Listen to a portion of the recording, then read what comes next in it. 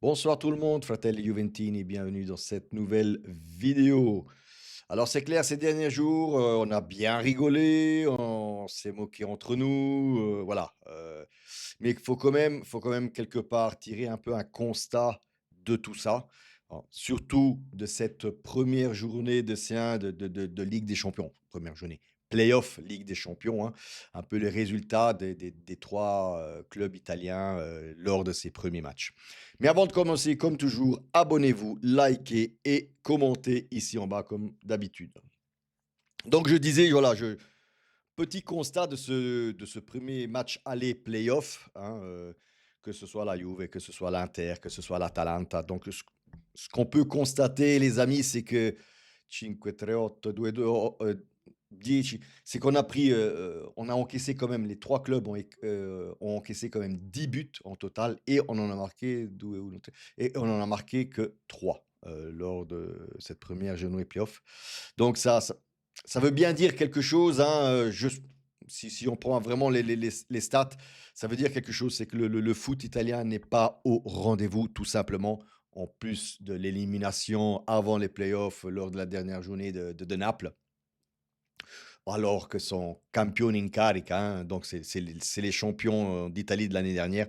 Donc clairement, la Serie A n'est pas au niveau d'Europe. Alors il y a sûrement différentes raisons. C'est peut-être les coachs, c'est peut-être les coachs qui ne sont pas assez européens, peut-être même les joueurs ou la mentalité. Je ne sais pas. Je me pose plein de questions. Tout ce que je vois, les amis, c'est que aussi bien hier, l'Inter, et je l'avais dit, attention, c'était pas facile, s'est pris un 3-1 face à Bodo Glimt. Nous, on a gagné 3-2, mais on était en train de perdre à Glimt. Je l'avais dit que c'était pas facile de jouer avec des températures glaciales. Nous, de notre côté, on n'a pas fait mieux. On s'est pris une branlée, on s'est pris une raclée, 5 buts à 2 contre Galatasaray. Après, voilà, c'est Galatasaray d'un côté, Glimt de l'autre. Et ne pas oublier l'Atalanta qui, elle, s'est pris aussi 2 baffes face au Borussia Dortmund. Donc clairement, ça prouve quelque part, en attendant bien sûr les matchs, mais je parle uniquement de la C1, donc la Ligue des Champions, en attendant, pas la Roma, Bologna ce soir en Europa League et la Fiorentina en Conference League, voir ce qu'elles feront. Mais voilà, on n'est vraiment pas au rendez-vous. Le football italien est en net recul. À qui la faute? Moi, j'ai ma petite idée, mais j'attends un peu vos commentaires, hein, tout simplement. Heu, Vous savez plus ou moins ce que je pense, de cette Lega, de la FIGC et tout ça, hein, tout simplement. Et surtout, enfin, pas de l'organisation en tant que telle, hein, par rapport aux personnages et aux personnes qui sont vissées sur, ces fauteuils, hein, notamment. Pour ne pas le citer, Gravina, De Siervo et tout ça, hein, tous ces vieux de la vieille qui sont là et qui ne comprennent de toute façon rien au foot et que pour eux tout va bien. Et le seul problème, c'est la piraterie nel calcio. C'est pour ça que le calcio n'avance pas. Alors que moi, je vois plein d'autres facteurs, notamment les centres de formation, les jeunes, les stades, et qui più ne mette, più ne ha, tout simplement. Donc voilà, mais eux ne voient pas ça de la même façon, hein, comme, malheureusement, malheureusement. Donc voilà, que dire? Alors certes, maintenant, ça c'était la première journée, il y a toujours la journée de retour. Autant vous dire que, le plus difficile reste à faire pour la Juventus, hein, c'est clair, hein. Va falloir marquer 4 buts pour passer sans en encaisser un, et ça va être déjà très, très compliqué. Donc je pense que les chances que la Juve passe ses playoffs, à mon avis, elles sont proches des 5%, 10%. Je mets jamais un 0% parce que dans le foot, on ne peut jamais dire jamais, hein. Là, on a déjà vécu ça avec l'Atlético en remontant 3-0. C'était notre Juve con Ronaldo, Mandzukic, Emre Can, Bonucci, Chiellini, enfin Szczesny, enfin d'autres d'autres interprètes de la Juventus, hein, notamment. Et pas cette Juventus-ci, surtout avec ce Di Gregorio là dans les cages où il était très très critiqué par la presse italienne, hein, suite à son match face à Galatasaray. Et aussi parce que tout simplement on n'a pas d'attaquant là devant avec peso. Voilà, un bomber avec du physique. Après voilà, il y a l'Atalanta, mais Pour moi aussi, hein, l'Atalanta, très compliqué d'aller jouer, contre le BVB, ce match retour qui ne rate jamais ces matchs-là, hein. Moi, je regarde aussi la Bundesliga, le Bayern, Stuttgart, Francfort, tout ça, voilà, c'est des matchs que Dortmund ne rate jamais. Donc je vois très mal l'Atalanta passer face au BVB. Heu, Malheureusement, là aussi, je vais donner un 10-15 parce que pareil, l'Atalanta doit remonter, doit marquer 3 buts sans en encaisser et c'est ça le plus important les amis. À la limite, en Europe, on voit qu'on marque beaucoup plus parce que les matchs sont plus ouverts, on va plus vers l'attaque. Ça, c'est vrai.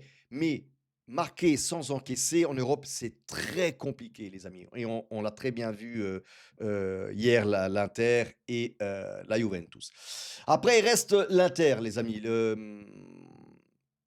Personnellement, hein, personnellement, alors hier soir en live, bien sûr, je rigolais, je me moquais un peu d'eux et j'étais content qu'ils perdent, bien sûr, mais je n je n'aurais pas misé un seul copec, sur la défaite de l'Inter face à Bodo Glimt. Surtout, sachant comment, Bodo Glimt joue à la maison, hein, notamment, on l'a très bien vu contre la Juve et contre Manchester et tout ça. Donc quelque part, je me disais que l'Inter était peut-être préparé à ça et donc qu'ils allaient vraiment faire attention. Mais hier, ils sont vraiment, je trouve, partis en couille. Même le but qu'ils ont marqué là, avec Pio Esposito, où il y a 2 touches de main, moi en live, il me semblait qu'il y avait main. Ben bon, après ça a été quand même accordé, soit, hein, mais pour l'Inter aussi, hein. Je pense que parmi les 3, si je dois vraiment être, heu, rationnel et sportif là-dedans, je pense que parmi l'Atalanta et la Juve, je pense que c'est l'Inter qui a le plus de chances de passer,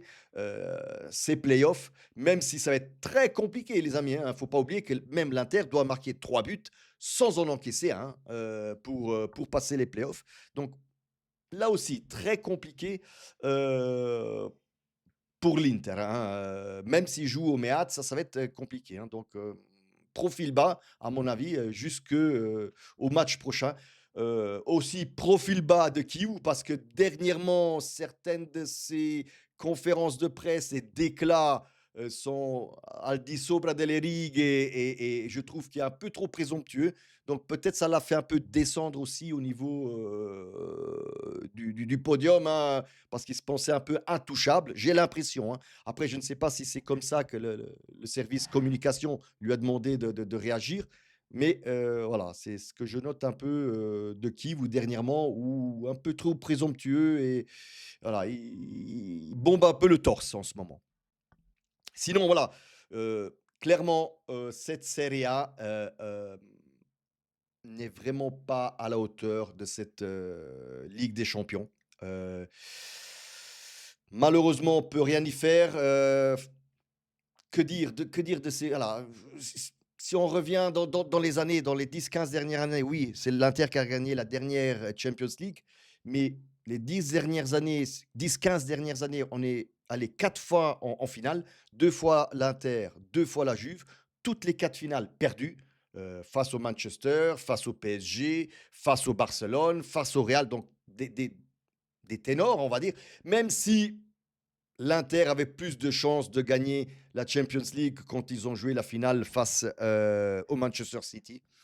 Nous, c'était quasiment mission impossible face, aux Espagnols, mais soit. Donc je disais 4 finales de perdues, ça veut bien dire quelque chose. 4 finales sur 15 ans, ouais, ça montre quelque chose, puis si on revient encore plus loin de y 20 ans, je pense que c'était le Milan qui a gagné la dernière en 2003-2004. On revient encore plus tard, plus derrière, ça fait 30 ans, c'est la Juve qui a gagné le derni la cette dernière Champions League. Donc voilà, en fait, quelque part, on descend dans ce tableau, malheureusement les amis, et clairement, je pense que ça doit passer par un renouveau tout simplement pour moi, hein, au sein de la FIGC, au sein de la Lega et il faut mettre, de la fraîcheur là-dedans et pas, garder, selon moi, des dinosaures. Voilà. Dites-moi ce que vous en pensez. Come sempre, fino alla fine, forza Juve.